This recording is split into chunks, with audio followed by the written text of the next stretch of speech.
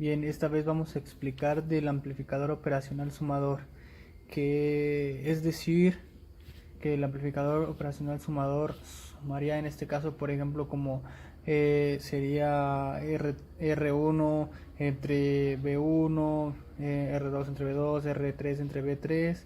Eso daría, por ejemplo, que sería esta fórmula, que es la salida se debe de las tres entradas, que RF, porque todo eso sumado llega hasta la retroalimentación. Entonces sería menos voltaje de salida RF en,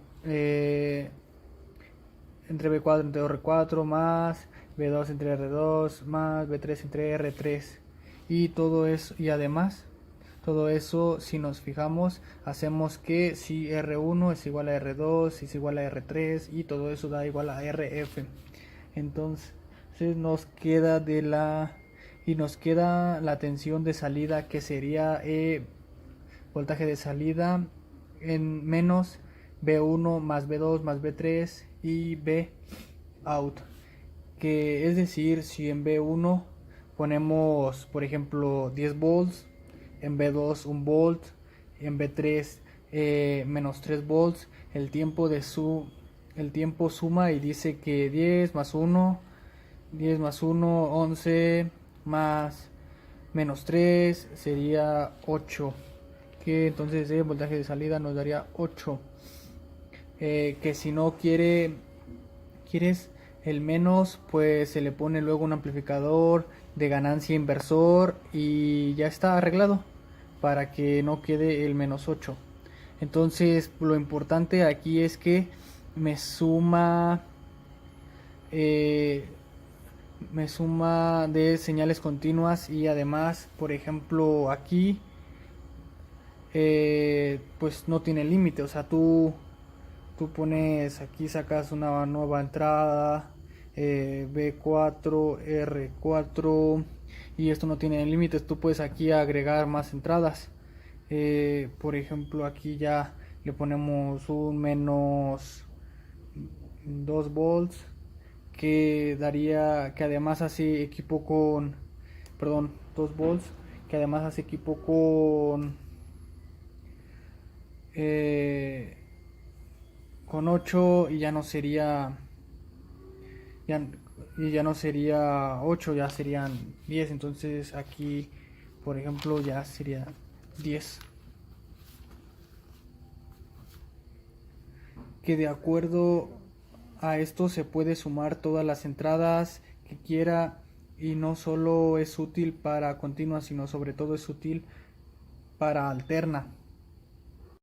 Y entonces aquí sería, por ejemplo, si aquí tengo una señal, por ejemplo aquí en B1 tengo una señal de dientes de sierra, y en B2 por ejemplo tengo una señal senoidal.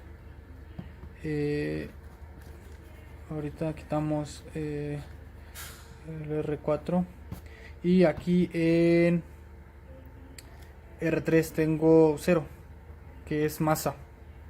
Entonces ves que por ejemplo aquí ya pasamos a tener nuestra onda,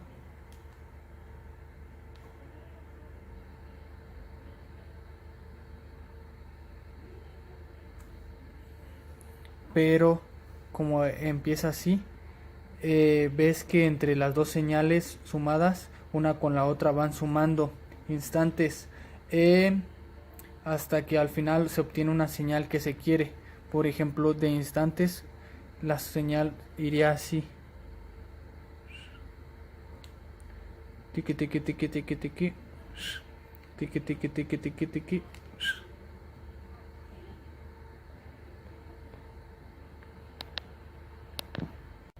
Pero ahí, por ejemplo, si cambiamos esta de 0 volts a que sería 2 voltios, entonces la señal ya no oscilaría en 0, sino oscilaría, por ejemplo, a 2 volts.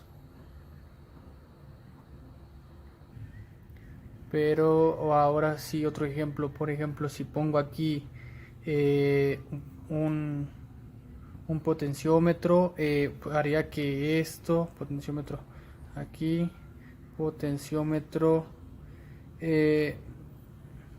haría que esto influyera más que esto, que influyera más que esto, que influyera más que esto. Entonces la señal ya podría utilizarla poniendo aquí, por ejemplo, un micrófono de un cantante,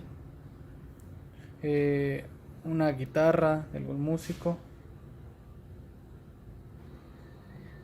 ya que todo esto es como si fuera solo el volumen, o sea, solo amplifica la señal, una señal y así.